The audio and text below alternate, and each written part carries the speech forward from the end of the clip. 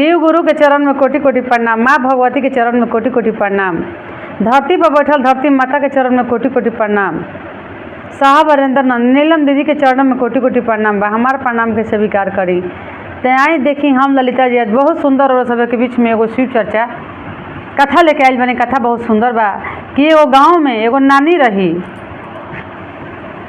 अपना नतिनी के रखले रही, नानी अपना नतिनी के रखले रही। देखिए गुरुबाना सब कोई के नाती नतनी बहुत प्यारा होखेला, चाहे पोता पोती से बड़ा प्यार होखेला। जैसे ही वो नानी रही नतिनी के रखले रही अपना, तो नतिनी ऐसा निकल गई कि रो सब से का बताई। नतिनी जौन रही वो बड़ी चोरनी निकल गई, उनका लुफुत खराब रहे। लुफुत खराब रहे कि नानी जब कहस कि खाना खा ल तो कहस कि हम खाना खैबे ना करब। नानी कहली कि भूखे का रहले नतिनिया, कुछ खाद पियत है ना रहे। और ओकर आदत खराब है कि चोरा चोरा के खाए के ओकर लक्षण आदत रहे। तो का करे वो लड़किया कि रोज खाना बनावे लेकिन नानी के सामने खैबे ना करे, मामा मामी के सामने खैबे ना करे, चोरा के खाए चोरा के खाए चोरा के खाए।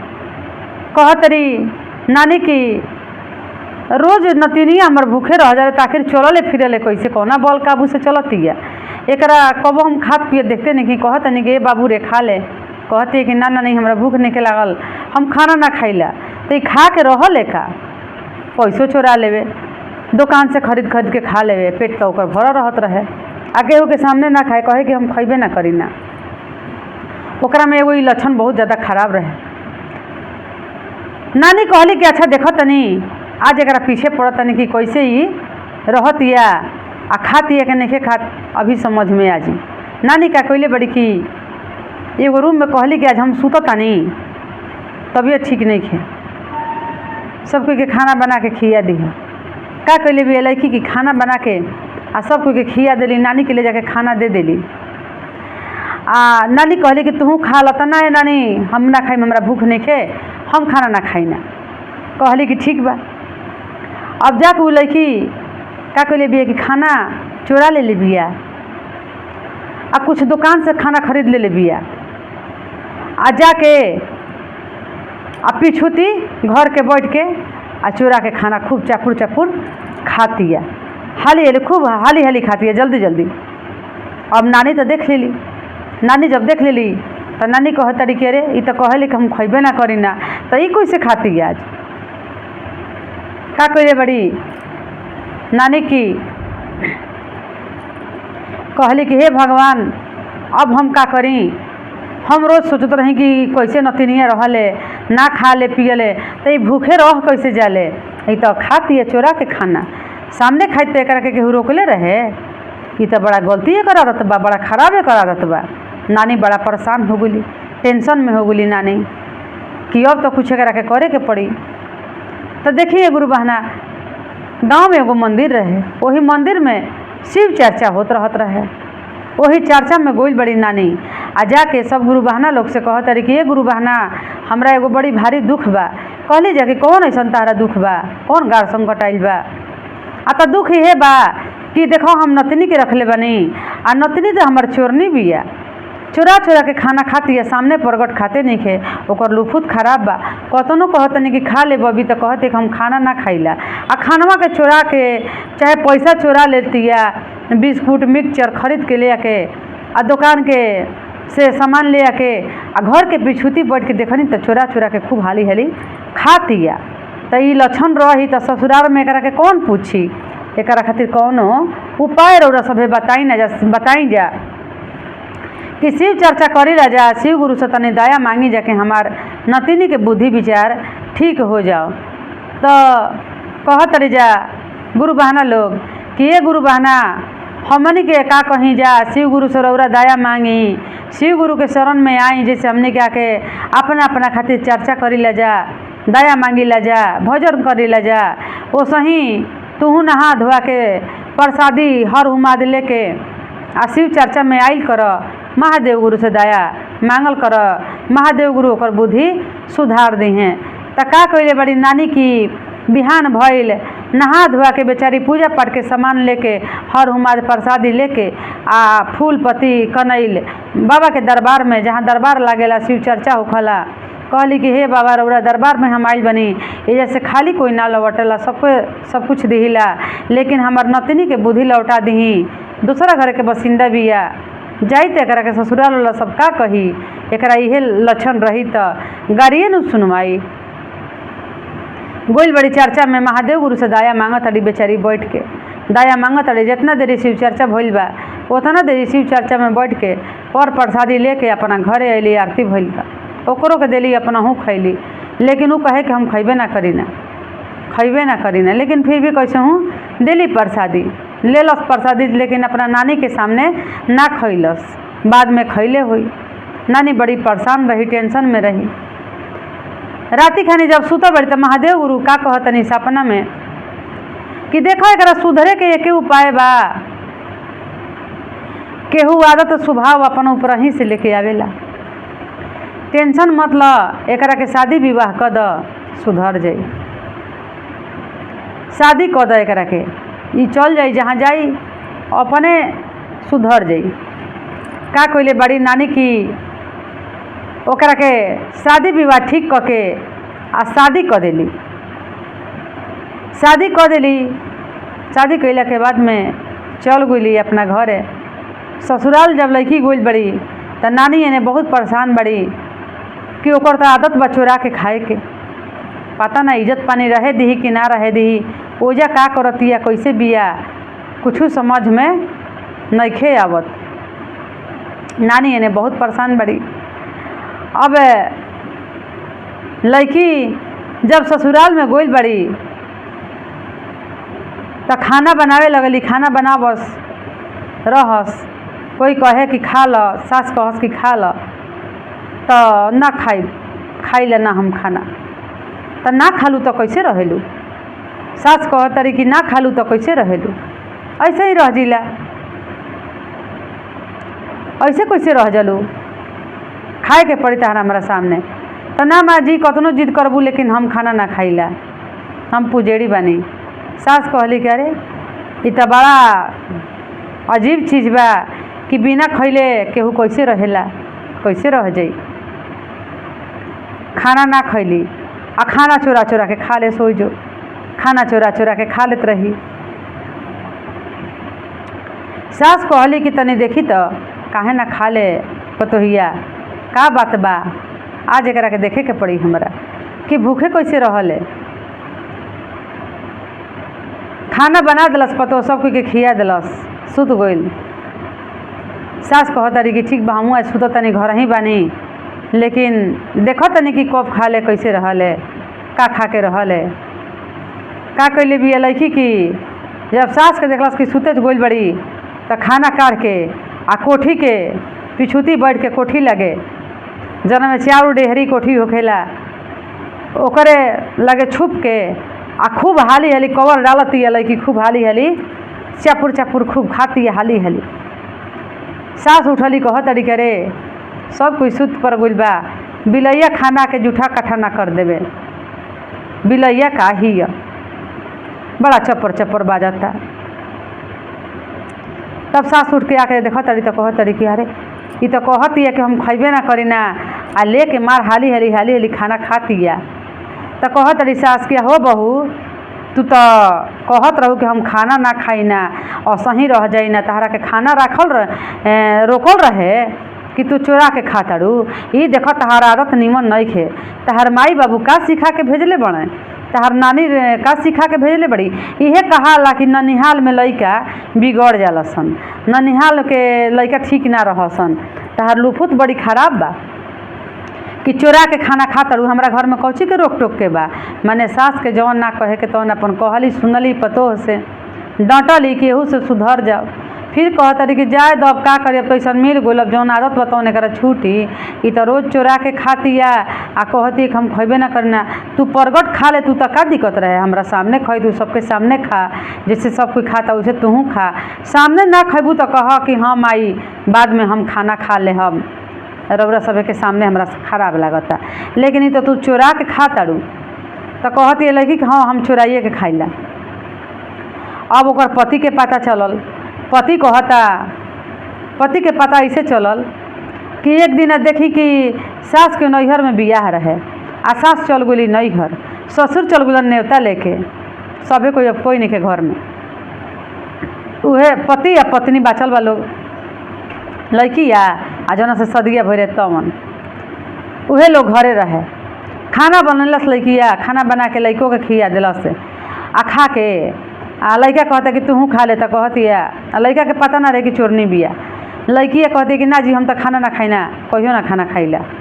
आ तो कैसे भूखे रहलू, आ तो भूखले रह जइला ना खाइना, हमरा खाना से कोई मतलब नहीं कि भगवान सही शक्ति देले बड़न। कहलस कि ठीक बा कोई बात ना। लड़कवा सुत गइल, नींद लाग गइल लड़कवा के। जब तक से लड़किया सोचलस ए चल अब तो सुत गइल बा, अब का करे के बा, अब निकाल के अपन हने खा लेही। इनका थोड़े पता चलता, ई थोड़े देखे अब तो सुतल बड़न। तो भर छिपा ले लेलस खाना लड़की आ लेके चोर तो चोरे ले खानू करेला। अब चोरी से खाते रहे तो खूब हाली हाली खाए, लेकिन ओकरा मुँह के जौन आवाज़ रहे उहे बाजत रहे बहुत ज़्यादा। तो मुँहवा आवाज़ करे, चप्पर चप्पर चप्पर चप्पर बाजे मुँहवा।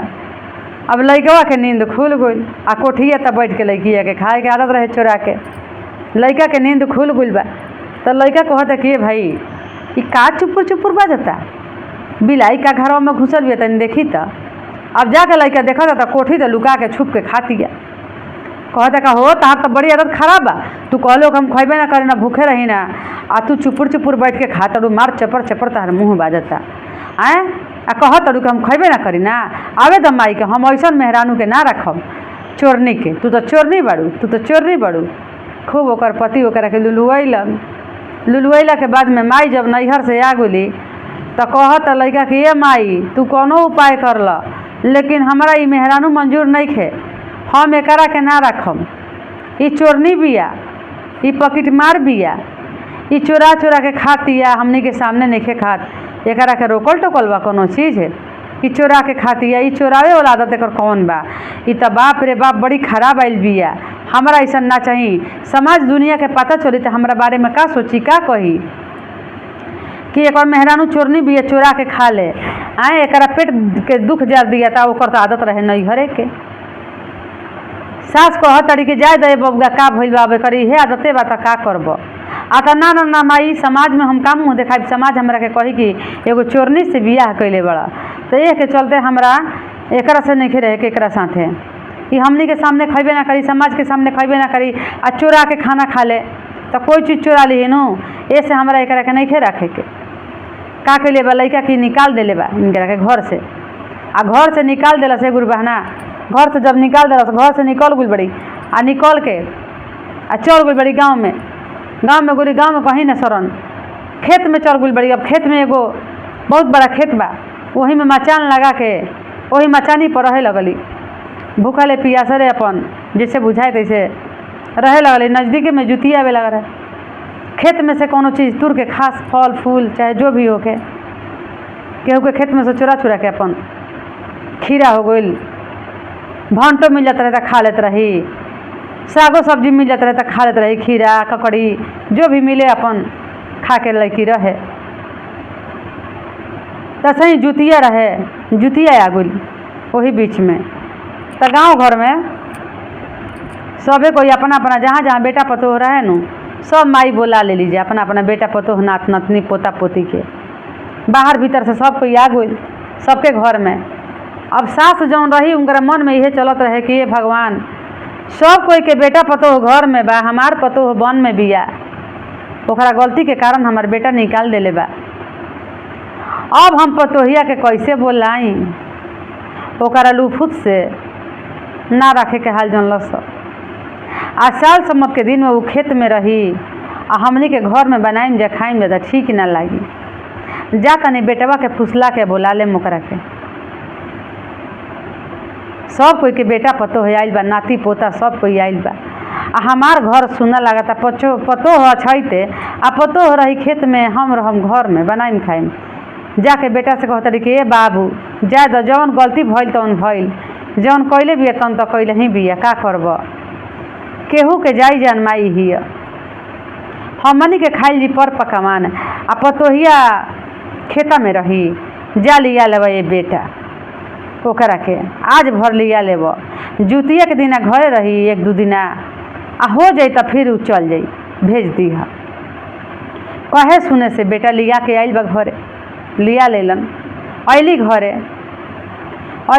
तो खूब पर पकवान बनल सास कहतरी कि सामने खाई थोड़े एक चोरा के खाए के आदत बा सास कहली कि खा ले पतो कहतरी कि ना हम ना खाइला फिर उहे बात आदत छूटल नहीं खे हम ना खाई ना आ चोरा के खा लेली तब सास कहतरी कि हो पतो एक काम कर चिल्हो सियारो के जा खाना अमनिया बनेला आ देख जूठा मत करी चोरैया छुईह मत तनी बना दना अपना हाथ से कहतरी कि ठीक बा आ तला है वो जो आटा बा उतने आटा से बनई है अब लड़की जाके आटा निकाल ले बिया कहले रही जतना ना ओकरा से दोगी ना कहली कि इतने में बना दिया लेकिन वो उतना ना ओकरा से दोगी ना बना लेली अब आटा ले ली आटा लेके आटा अपन सान लेली आटा के गुथला के बाद में आटा आधा का कैली कि चोरा लेली अपना फाड़ा में लड़की चोरा लेली आटा कि कई दिन के जरल बानी पेट के भूखल बानी कहाँ से खाए आइल बानी इनकरा घरे तो चोरा के ऑटोवे ले जातनी और आटा के बना दिली और आटा फाड़ा में लपेट के आषाढ़ी में खोस लेली चिन्हो सियारों के खाना बना दिली कहली सास लेके बना देनी जूठा कठा और कुछ नहीं कैले कुछ ना जूठा कठा कैले रही आटा के खोस लेली अपन जौन आदत रहे कहलस बेटा कि तारा चुरा के खाए के आदत बा तो ऐसे तारा के रहे ना देव तार समय अब हो गई 1-2 दिन रहे के रहे रहल जाए अब चल गई लड़की वही खेता में चल गई वही मचान पर आ लिट्टी वही आटा के लिट्टी सान के आ खूब बढ़िया से खूब ढेर सारा लिट्टी बन गई कहतरी कि आज तो खूब भर पेटा खाई क दिन के पेट जरल बा आजे तो हमार पेट भर इतना लिट्टी बन गई लेकिन अब खाई कौची जोरे साग सब्जी तो कुछ नहीं खे खाइम का करे खाइम कौची जोरे अब तो समझे में नहीं खे अब तब सोचत तब इनका ध्यान में आयल करे हे जे तो गौवा में ओह पटिया एगो काली माई के मंदिर बा ओह काली माई के मंदिर में जाता नहीं जरूर कुछ ना कुछ चढ़ल हुई वही जोरे खा ले आ लिट्टी ले गई लड़की आ ले जाके काली माई के मंदिर में जब गोल भी गया तो काली मैया में सब कोई घी लपेट के पूजा कैले रहे घी लपेट के पूजा करे तो उहे काली मैया में से घीवा पोछ के लिटिया में आ खैले जाए काली मैया के मुड़िया में से घीवा पोछ के लिटिया खैले जाए लिट्टी खैलस आ खा के वही सुत गई राति खाना वही सुत गई बिहान भइल अपना मचानी में लड़की आइल चल आइल नु तो गांव के लोग जाता मंदिर धोवे खातिर आ पूजा करे खातिर तो काली मैया एकदम प्रगट भइल बड़ी खूब बड़का चका जीभ निकाल के अब गांव के लोग डरे कोई बल्टी फेंक के भागता तो कोई लोटा छिपा धक जे भाग चलल कि अरे बाप रे बाप ही तो काली मैया एकदम प्रगट साक्षात के जाने काहे इतना बड़हन जीभ निकाल के आई तो खड़ा भइल बड़ी ये दादा तो गांव के एगो मुखिया सरपंच रहन उनकरे लगे सब कोई गोल कि ये भाई चलो देखो ना अब का कइल जाओ ये तो ऐसा हाल भइल बा मंदिर में काली मैया एकदम साक्षात प्रगट भइल बड़ी बड़का चक्का लपलपाते हुए जीभ निकलले बड़ी एकदम क्रोधित बड़ी तब का कइलन जाकि पंच कहलन गांव के जन मुखिया सरपंच रहन कि पूरा गांव के औरतें जितना बा एगो लोग के अंदर ना रहे के चाहिए सब कोई एजा मंदिर पर आ जाए के अलाउ कर दो सब कोई एक ऐलान भगुल सब कोई मंदिर पर चल आइल बा ए गुरु बहना आ ऊ ना गो रहे जौन लड़किया रहे चोरनी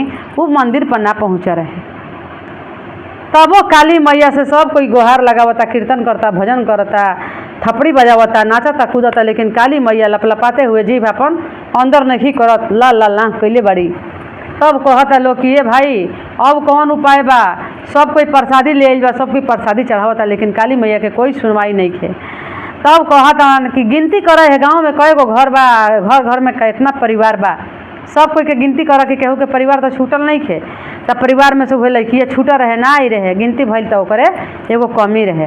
तो कहलन मुखिया कि जा उनकरा के बोला लेब, काहे नहीं खेल उनकर पतो अलन अली जाके बोला ले लोग।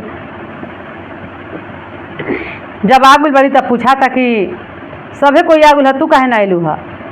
तो कहत रही कि नहीं निहारो सबे से एगो शर्त बा हमरा। तो कौन शर्त बा? शर्त यह बा कि एह मंदिर खाली कर दी जा सब कोई, एह मंदिर में कोई ना रही, एजा कोई के नहीं रहे के, मंदिर खाली करके हटी तो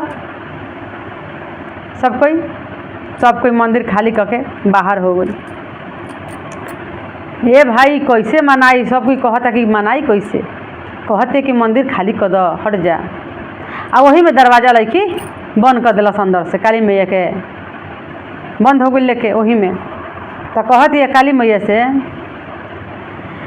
कि तू सुनो तरू कि ना, हाथना दिन से हम भूखे बनी, आ जाके कैसे कैसे ससुराल से हम बोलैली हमार सास जुतिया पर चिलो सियारो के लिट्टी बनावे के दिली है, रोटी आ ठेकुआ।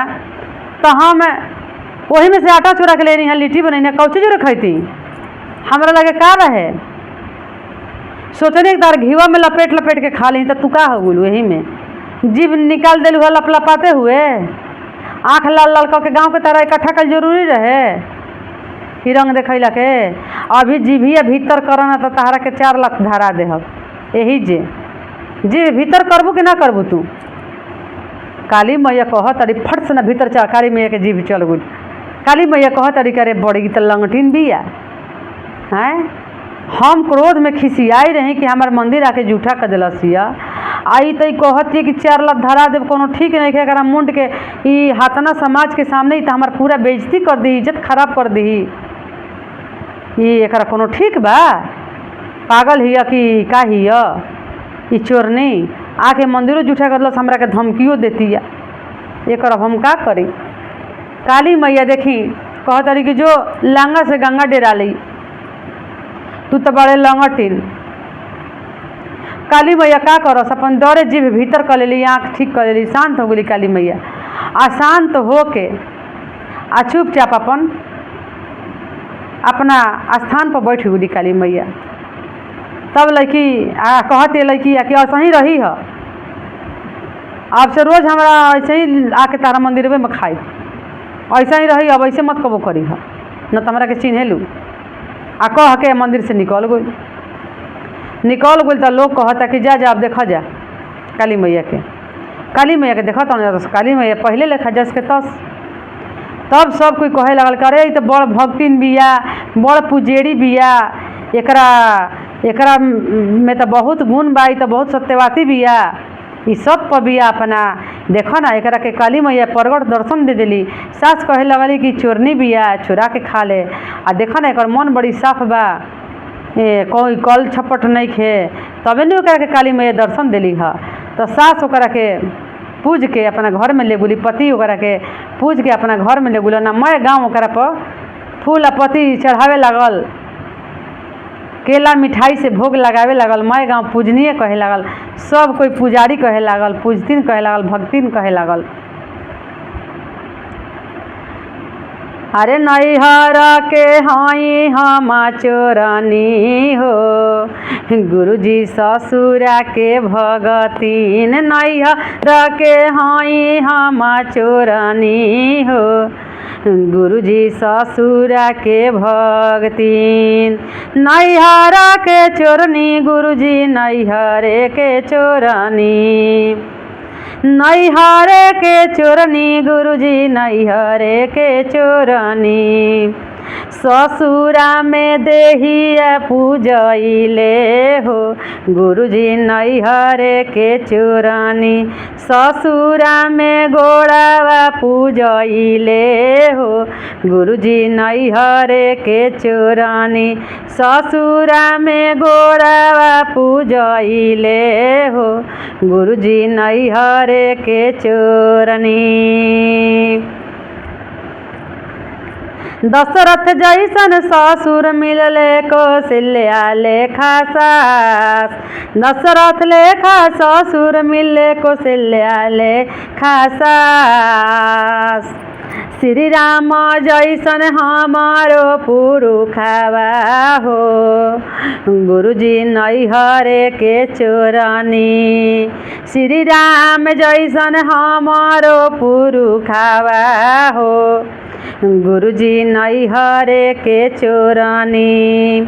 नैहरे के चोरनी हो नैहरे के चोरनी।